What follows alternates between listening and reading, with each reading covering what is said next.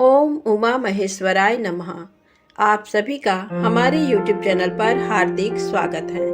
आज सुने सोमवार व्रत की पौराणिक कथा। बहुत समय पहले वास्कल नामक गांव में बिंदुक नाम का एक ब्राह्मण रहता था। वह अधर्मी, दुरात्मा एवं महापापी था। उसकी स्त्री बहुत सुंदर थी। उसका नाम चंचुला था।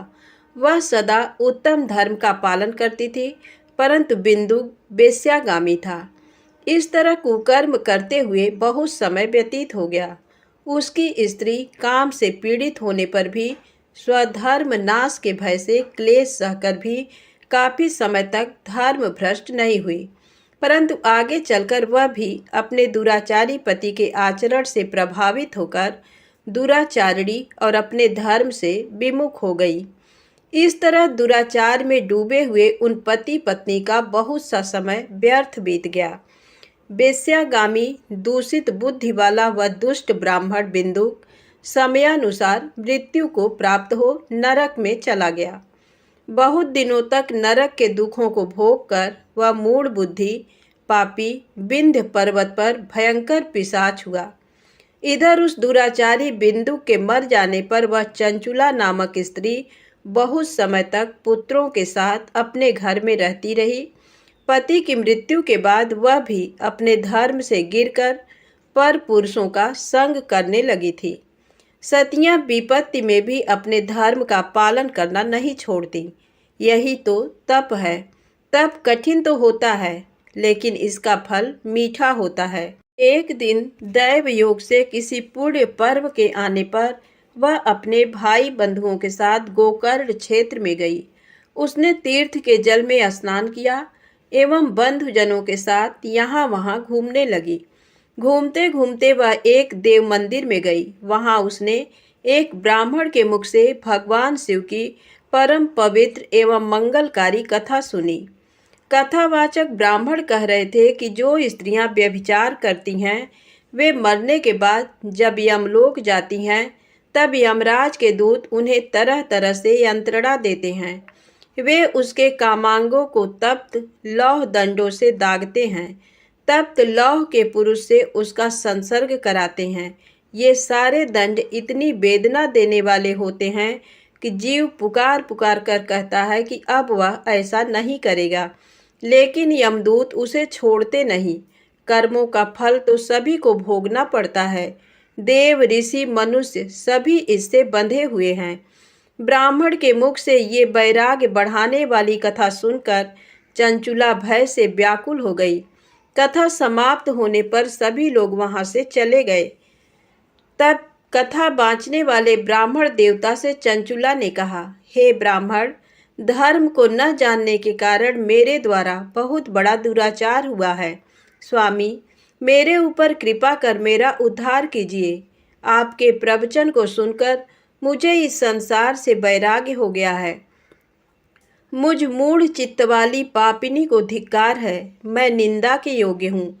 मैं बुरे विषयों में फंसकर अपने धर्म से विमुख हो गई थी। कौन मुझ जैसी कुमार्ग में मन लगाने वाली पापिनी का साथ देगा? जब यमदूत मेरे गले में फंदा डालकर मुझे बांध कर ले जाएंगे और नरक में मेरे शरीर के टुकड़े करेंगे, तब मैं कैसे उन महायातनाओं को सहन कर पाऊंगी? मैं सब प्रकार से नष्ट हो गई हूँ, क्योंकि अभी तक मैं हर तरह से पाप में डूबी रही हूँ। हे ब्राह्मण, आप मेरे गुरु हैं। आप ही मेरे माता पिता हैं। मैं आपके शरण में आई हूँ। मुझ अबला का अब आप ही उद्धार कीजिए। इस प्रकार विलाप करती हुई चंचुला ब्राह्मण देवता के चरणों में गिर पड़ी। तब ब्राह्मण ने उसे कृपा पूर्वक उठाया और इस प्रकार कहा, नारी, तुम सौभाग्यशाली हो जो भगवान शंकर की कृपा से तुमने वैराग्यपूर्ण ये कथा सुनी। कथा सुनकर समय से अपनी गलती का एहसास कर लिया है। तुम डरो मत और भगवान शिव की शरण में जाओ। उनकी परम कृपा से तुम्हारे सभी पाप नष्ट हो जाएंगे। मैं तुम्हें भगवान शिव की कथा सहित वह मार्ग बताऊंगा जिसके द्वारा तुम्हें सुख देने वाली उत्तम गति प्राप्त होगी। शिव कथा सुनने से तुम्हारी बुद्धि शुद्ध हो गई है और तुम्हें पश्चाताप हुआ है तथा मन में वैराग्य उत्पन्न हुआ है। पश्चाताप ही पाप करने वाले पापियों के लिए सबसे बड़ा प्रायश्चित है। जो मनुष्य अपने कुकर्म के लिए पश्चाताप नहीं करता वह उत्तम गति प्राप्त नहीं करता, परंतु जिसे अपने कुकृत्य पर हार्दिक पश्चाताप होता है वह अवश्य उत्तम गति का भागीदार होता है, इसमें कोई शक नहीं है। शुद्ध चित्त में ही भगवान शिव व पार्वती का वास होता है। वह शुद्धात्मा पुरुष सदा शिव के पद को प्राप्त होता है। इस कथा का श्रवण सभी मनुष्यों के लिए कल्याणकारी है, अतः इसकी आराधना व सेवा करनी चाहिए। हे ब्राह्मण पत्नी, तुम अन्य विषयों से अपने मन को हटाकर भगवान शंकर की इस परम पावन कथा को सुनो। इससे तुम्हारे चित्त की शुद्धि होगी और तुम्हें मोक्ष की प्राप्ति होगी।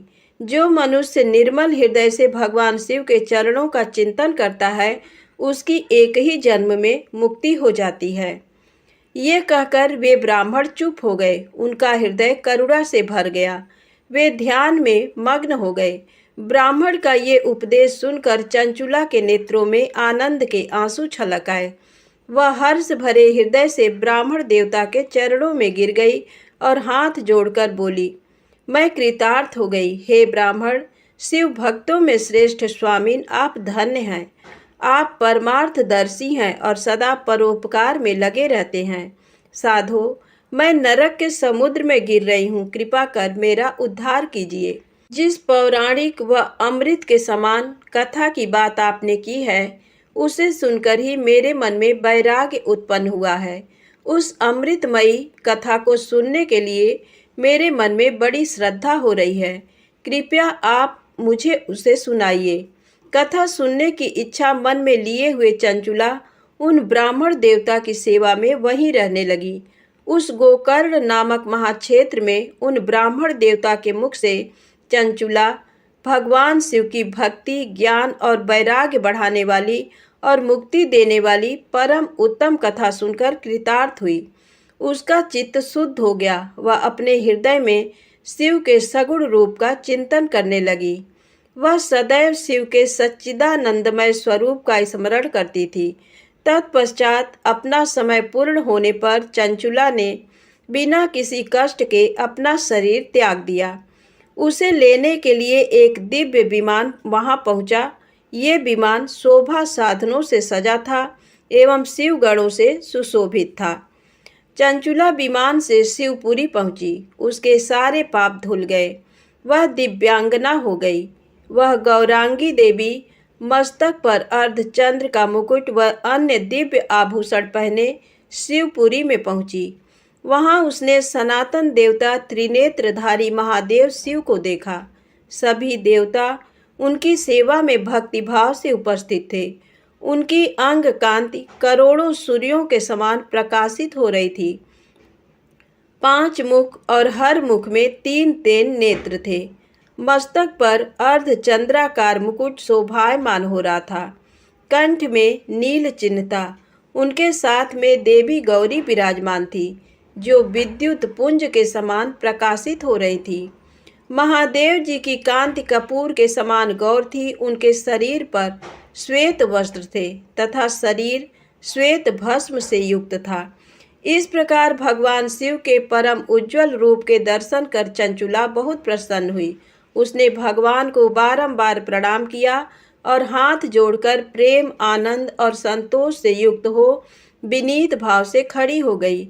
उसके नेत्रों से आनंदाश्रुओं की धारा बहने लगी। भगवान शंकर व भगवती गौरी उमा ने करुणा के साथ सौम्य दृष्टि से देखकर चंचुला को अपने पास बुलाया। गौरी उमा ने उसे प्रेम पूर्वक अपनी सखी बना लिया। चंचुला सुख पूर्वक भगवान शिव के धाम में उमा देवी की सखी के रूप में निवास करने लगी। एक दिन चंचुला आनंद में मग्न उमा देवी के पास गई और दोनों हाथ जोड़कर उनकी स्तुति करने लगी। हे गिरिराज नंदिनी, स्कंद माता उमा, आप सभी मनुष्यों एवं देवताओं द्वारा पूज्य तथा समस्त सुखों को देने वाली हैं। आप शंभु प्रिया हैं। आप ही सगुणा और निर्गुणा हैं।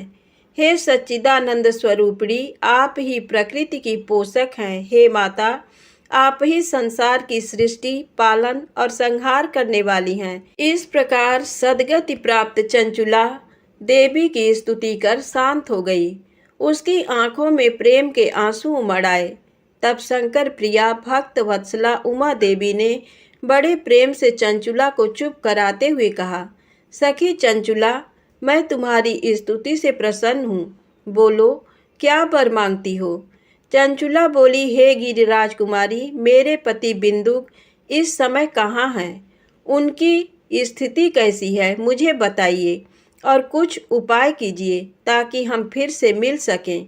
हे महादेवी, मेरे पति एक शूद्र जाति वेश्या के प्रति आसक्त थे और पाप में ही डूबे रहते थे। गिरिजा बोली, बेटी, तुम्हारा पति बिंदुक बड़ा पापी था, उसका अंत बड़ा भयानक हुआ।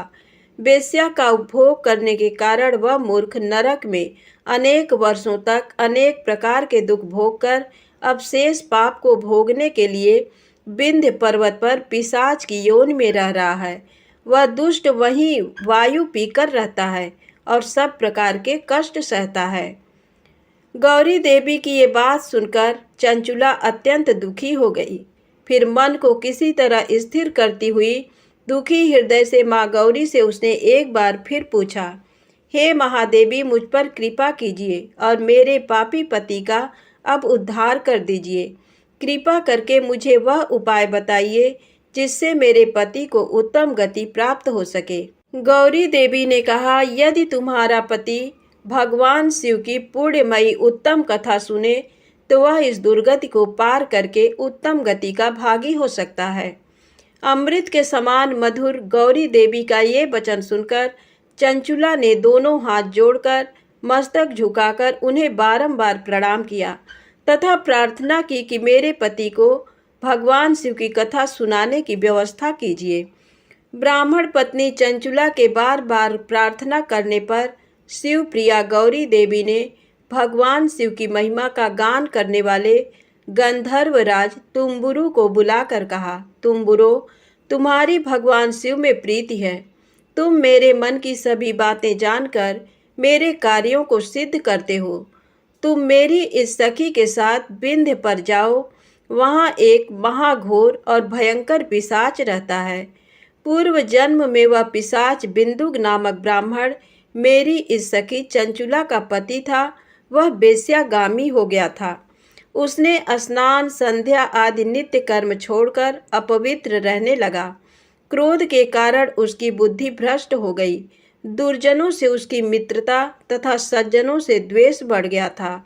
वह अस्त्र शस्त्र से हिंसा करता, लोगों को सताता और उनके घरों में आग लगा देता था। चांडालों से दोस्ती करता, वह रोज वेश्या के पास जाता था। पत्नी को त्याग कर दुष्ट लोगों से दोस्ती कर उन्हीं के संपर्क में रहता था। वह मृत्यु तक दुराचार में फंसा रहा। मृत्यु के बाद उसे पापियों के भोग स्थान यमपुर ले जाया गया। वहाँ घोर नरकों को सहकर इस समय वह विंध्य पर पिशाच बनकर रह रहा है और पापों का फल भोग रहा है। तुम उसके सामने परम पुण्यमयी पापों का नाश करने वाली भगवान शिव की दिव्य कथा का प्रवचन करो। इस कथा को सुनने से उसका हृदय सभी पापों से मुक्त होकर शुद्ध हो जाएगा और वह प्रेत योनि से मुक्त हो जाएगा। दुर्गति मुक्त होने पर उस बिंदुक नामक पिशाच को विमान पर बिठाकर तुम भगवान शिव के पास ले आना। माँ उमा का आदेश पाकर गंधर्वराज तुम्बरो प्रसन्नता पूर्वक अपने भाग्य की सराहना करते हुए चंचुला को साथ लेकर विमान से पिशाच के निवास स्थान विंध्य पर्वत पर गया। वहां पहुंचकर उसने उस विकराल आकृति वाले पिशाच को देखा। उसका शरीर विशाल था, उसकी ठोड़ी बड़ी थी। वह कभी हंसता, कभी रोता, कभी उछलता था। महाबली तुम्बरों ने बिंदुक नामक पिशाच को पासों से बांध लिया। उसके पश्चात तुम्बरों ने कथा बाँचने के लिए स्थान तलाश कर मंडप की रचना की। शीघ्र इस बात का पता लोगों को चल गया कि एक पिशाच के उद्धार हेतु देवी पार्वती की आज्ञा से तुम्बरो भगवान शिव की कथा सुनाने विंध्य पर्वत पर आया है। उस कथा को सुनने के लोभ से बहुत से देवर्षि वहां पहुंच गए। सभी को आदर पूर्वक स्थान दिया गया। पिशाच बिंदुक को पांसों में बांधकर आसन पर बिठाया गया और तब तुम्बरू ने परम उत्तम भगवान शिव की अमृत कथा का गान शुरू किया, जिससे सभी श्रोता कृतार्थ हो गए। परम पुण्यमय कथा को सुनकर पिशाच सभी पापों से मुक्त हो गया और उसने पिशाच शरीर का त्याग कर दिया। शीघ्र ही उसका रूप दिव्य हो गया। उसका शरीर गौर वर्ण का हो गया। शरीर पर श्वेत वस्त्र एवं पुरुषों के आभूषण आ गए। इस प्रकार दिव्य देहधारी होकर बिंदुक अपनी पत्नी चंचुला के साथ स्वयं भी भगवान शिव का गुणगान करने लगा। उसे इस दिव्य रूप में देखकर सभी को बहुत आश्चर्य हुआ। उसका मन परम आनंद से परिपूर्ण हो गया। सभी भगवान महेश्वर के अद्भुत चरित्र को सुनकर कृतार्थ हो उसका यशोगान करते हुए अपने अपने धाम को चले गए।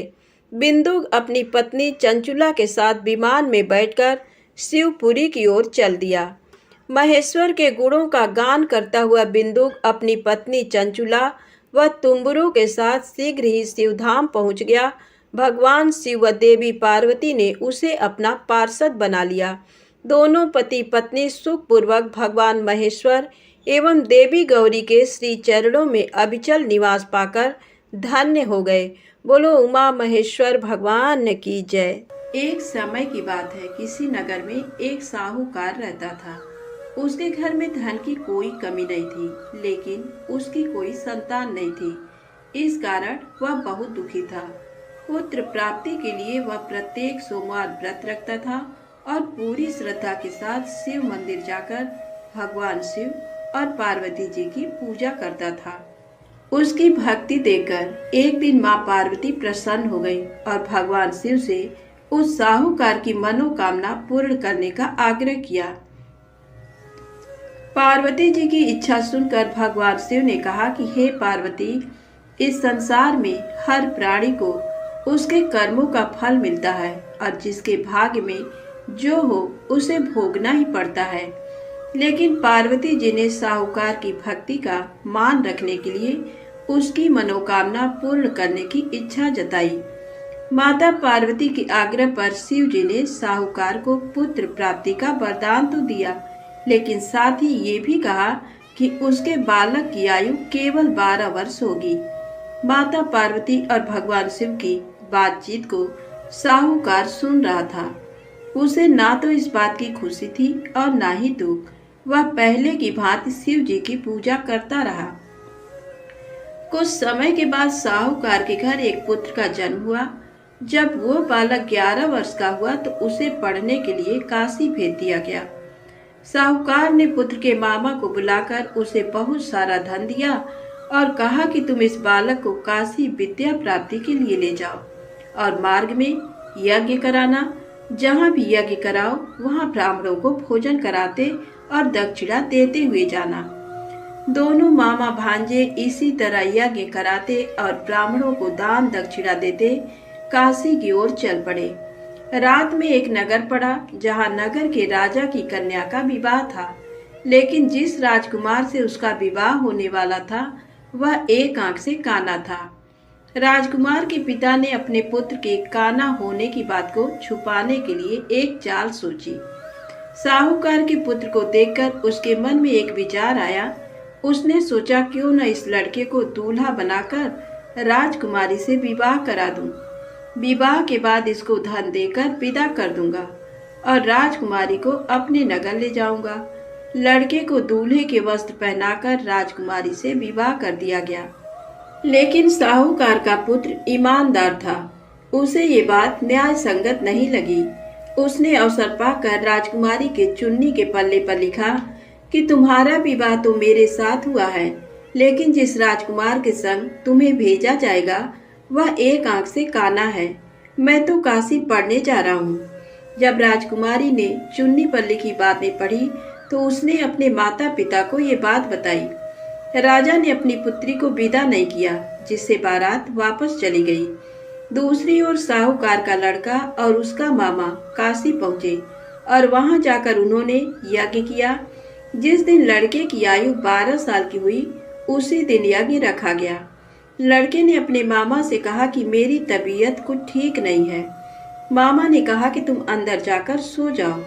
शिव जी के वरदान के अनुसार कुछ ही देर में उस बालक के प्राण निकल गए। मृत भांजे को देख उसके मामा ने विलाप शुरू किया। संयोगवश उसी समय शिव जी और माता पार्वती उधर से जा रहे थे। पार्वती ने भगवान से कहा, स्वामी, मुझे इसके रोने के स्वर सहन नहीं हो रहा है। आप इस व्यक्ति के कष्ट को अवश्य दूर करें। जब शिव जी मृत बालक के समीप गए तो वह बोले कि ये उसी साहूकार का पुत्र है जिसे मैंने 12 वर्ष की आयु का वरदान दिया। अब इसकी आयु पूरी हो चुकी है। लेकिन मातृभाव से विभोर माता पार्वती ने कहा कि हे महादेव, आप इस बालक को और आयु देने की कृपा करें, अन्यथा इसके वियोग में इसके माता पिता भी तड़प तड़प कर मर जाएंगे। माता पार्वती के आग्रह पर भगवान शिव ने उस लड़के को जीवित होने का वरदान दिया। शिव जी की कृपा से वह लड़का जीवित हो गया। शिक्षा समाप्त करके लड़का मामा के साथ अपने नगर की ओर चल दिया। दोनों चलते हुए उसी नगर में पहुंचे जहां उसका विवाह हुआ था। उस नगर में भी उन्होंने यज्ञ का आयोजन किया। उस लड़के के ससुर ने उसे पहचान लिया और महल में ले जाकर उसकी खातिरदारी की और अपनी पुत्री को विदा किया। इधर साहूकार और उसकी पत्नी भूखे प्यासे रहकर बेटे की प्रतीक्षा कर रहे थे। उन्होंने प्रण कर रखा था कि यदि उन्हें अपने बेटे की मृत्यु का समाचार मिला तो वह भी प्राण त्याग देंगे। परंतु अपने बेटे के जीवित होने का समाचार पाकर वह बेहद प्रसन्न हुए। उसी रात भगवान शिव ने व्यापारी के स्वप्न में आकर कहा, हे श्रेष्ठी, मैंने तेरे सोमवार के व्रत करने और व्रत कथा सुनने से प्रसन्न होकर तेरे पुत्र को लंबी आयु प्रदान की है। इसी प्रकार जो कोई सोमवार व्रत करता है या कथा सुनता और पढ़ता है, उसके सभी दुख दूर होते हैं और समस्त मनोकामनाएं पूर्ण होती हैं। प्रेम से बोले शंकर भगवान की जय हो। अब आइए सुने भगवान शिव की दूसरी कथा, बैजू के भोले बाबा बैजनाथ। बैजू निहायत ही सीधा और सरल इंसान सवेरे शाम जानवर चराता और बाकी का समय मंदिर की साफ सफाई में। एक बार पुजारी बाबा 2 महीने के लिए तीर्थ पे जा रहे थे। बैजू को बुलाया और कहा, बैजू, मंदिर की सारी जिम्मेदारी तुम्हारे ऊपर है और एक बार भोलेनाथ को भोग लगाए बिना खुद भोजन मत ग्रहण करना। बैजू दूसरे दिन नहा धो के जैसे तैसे बन पड़ा। भोजन तैयार कर भोलेनाथ के सामने थाली लेके हाजिर। बाबा, भोजन कर लो। बाबा टस से मस नहीं। सवेरे से शाम हो गई, ना बाबा ने भोजन ग्रहण किया और ना ही बैजू ने। 2-3 दिन यही सिलसिला चला। चौथे दिन बैजू का धीरज टूट गया। पास पड़ी लाठी उठाई और जकड़ दिया शिवलिंग पे। तत्काल भोलेनाथ हाजिर, पीठ मलते हुए। बोलो बैजू, क्या बात है? बैजू बोला, 4 दिन से तुम्हारे चक्कर में बिना कुछ खाए पिए गुहार लगाए रहे हैं, सुनाई नहीं पड़ा और लाठी जकड़ा नहीं के हाजिर। चलो भोजन करो तो हमहू कुछ खाई। बेचारे भोलेनाथ पीठ मलते चुपचाप आनंद के अतिरेक में डूबे, कच्चा पक्का जैसा भी था खाने लगे। अब बैजू बोला, बाबा बड़ा कस के लगा है, रुको तुम भोजन करो। कहते हुए बैजू अंदर जाके चंदन लेकर आया, भोलेनाथ के पीठ पे लगाने लगा।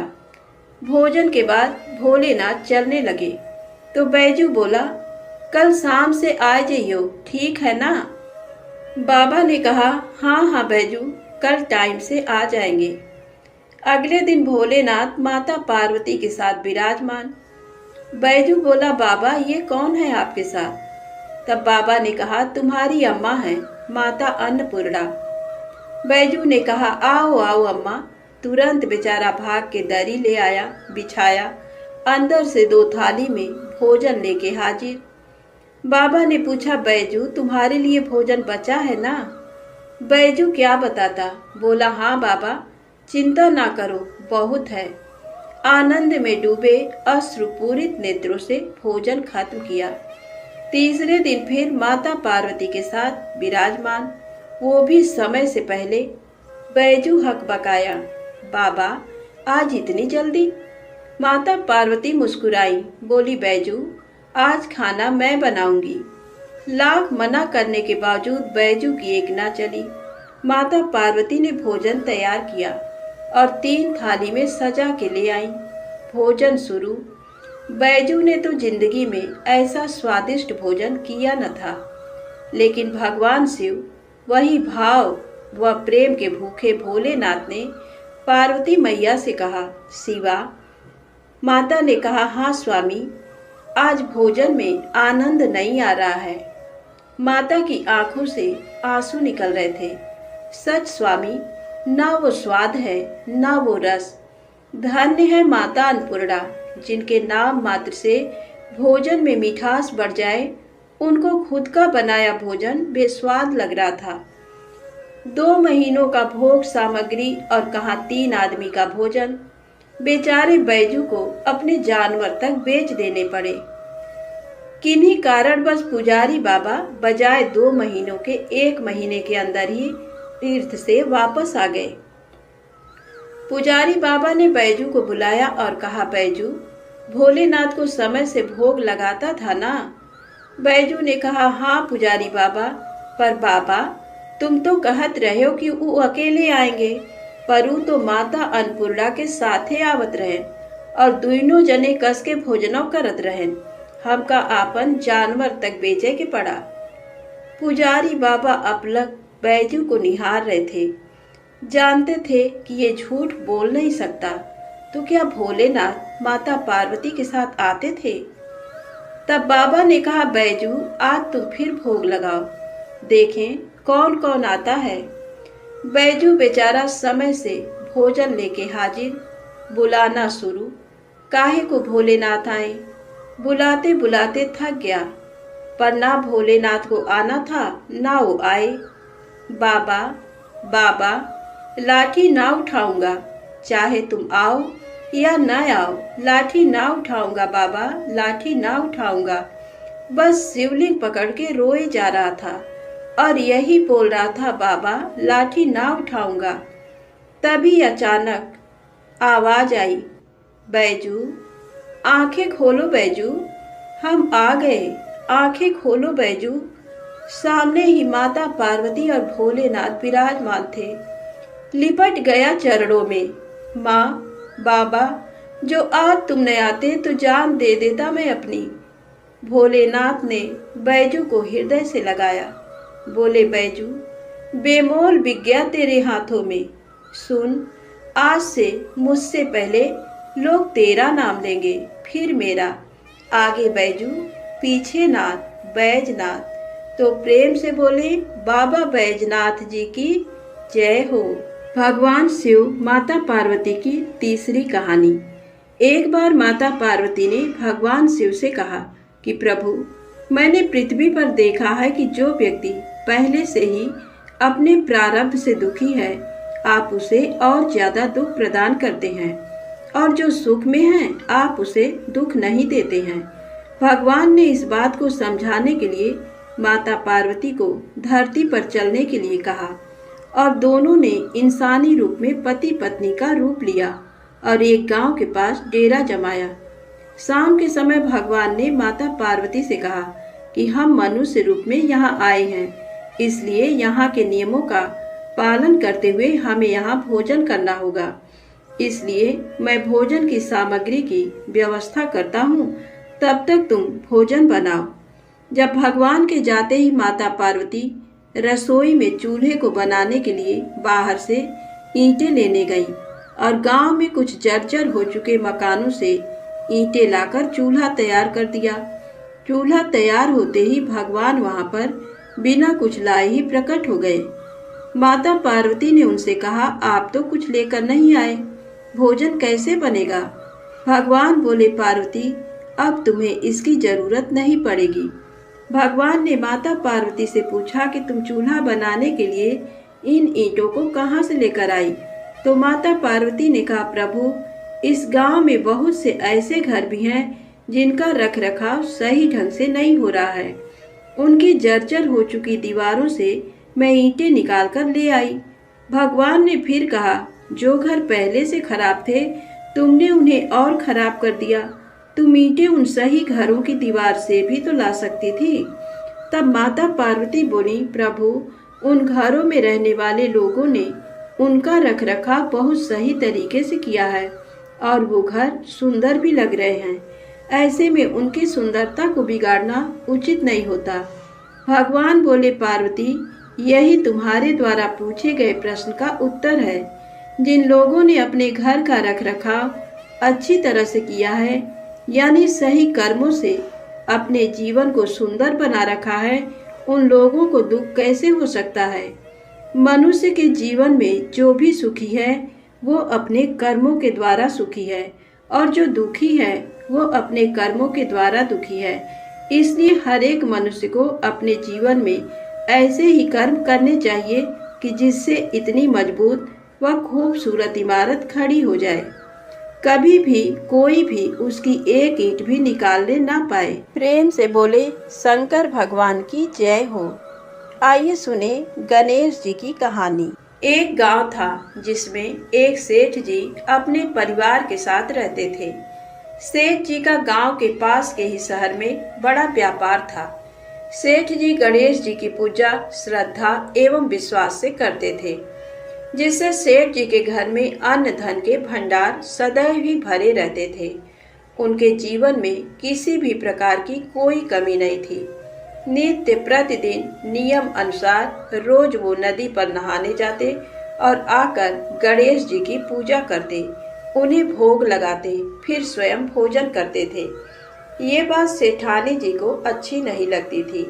वो धार्मिक नहीं थी और ईश्वर में इतना विश्वास नहीं रखती थी। एक बार सेठानी जी ने सोचा कि ये इतना गणेश जी को मानते हैं, गणेश जी की पूजा करते हैं, इससे होता क्या है।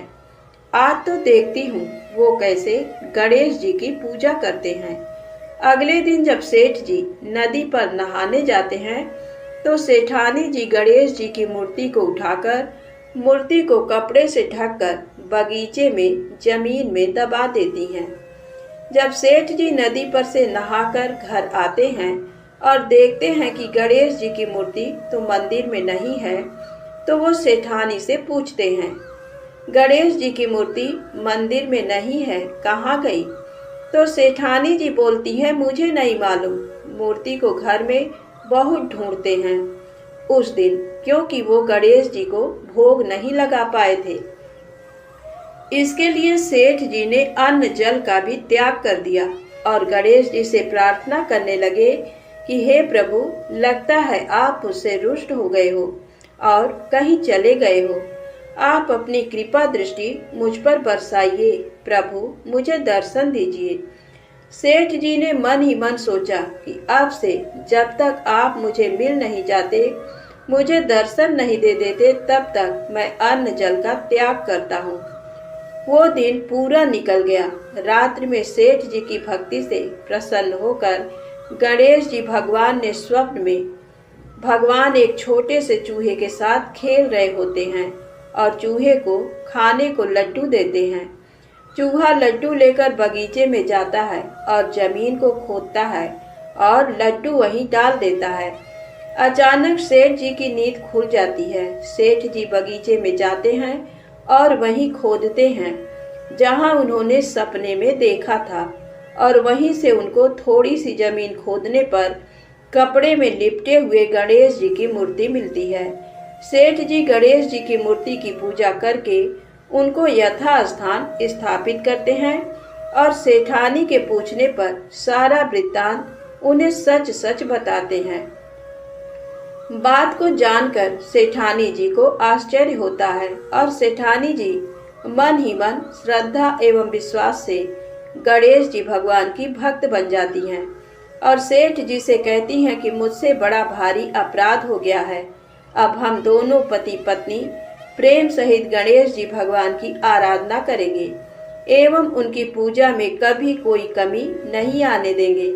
ये सुनकर सेठ जी अत्यधिक प्रसन्न हो जाते हैं और दोनों पति पत्नी गणेश जी भगवान को धन्यवाद करते हैं। प्रेम से बोलें गणेश जी महाराज की जय हो। आपको कथा अच्छी लगी हो तो प्लीज़ लाइक अवश्य करें, चैनल को सब्सक्राइब करें, ज़्यादा से ज़्यादा शेयर करें। जय माता दी, जय भोलेनाथ।